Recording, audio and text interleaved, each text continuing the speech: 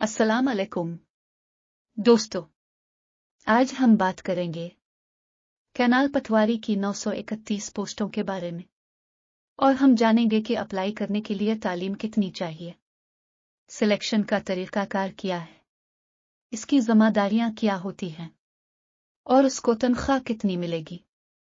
इसके लिए तालीमी काबिलियत इंटर दरकार है और उसके साथ MS ऑफिस में 3 माह का डिप्लोमा चाहिए।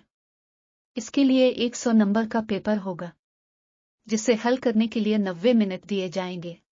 इसके अलावा MS ऑफिस में काबिलियत का टेस्ट होगा और इंग्लिश में 40 वर्ड फी मिनट टाइप करना होंगे। अब आते हैं इसकी जिम्मेदारियों की तरफ। ये बुनियादी तौर 4 जिम्मेदारियां निभाता है। नंबर 1, ये नहरी निज़ाम का मुआयना करता है और उसकी हिफाजत करता है। नंबर 2, ये पानी की तकसीम के मामलात का तस्फिया करता है। नंबर 3, ये आबियाना वसूल करता है।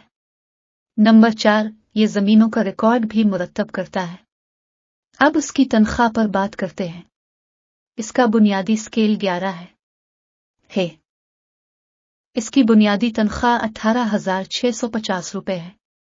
5,595 रुपए SSB के मिलेंगे। हाउस रेंट 1,853 रुपए मिलेगा।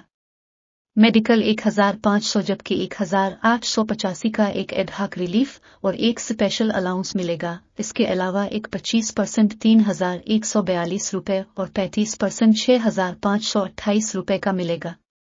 इस तरह कल मिलाकर 41,038 रुपए तनख्वाह मिलेगी। कन्वेंस अलाउंस इसमें शामिल नहीं है। किसी भी सवाल या मदद के लिए कमेंट कीजिए। अप्लाई करने के लिए PPSC की वेबसाइट विजिट करें। जल्दी कीजिए, आखिरी तारीख 31 जुलाई है। शुक्रिया।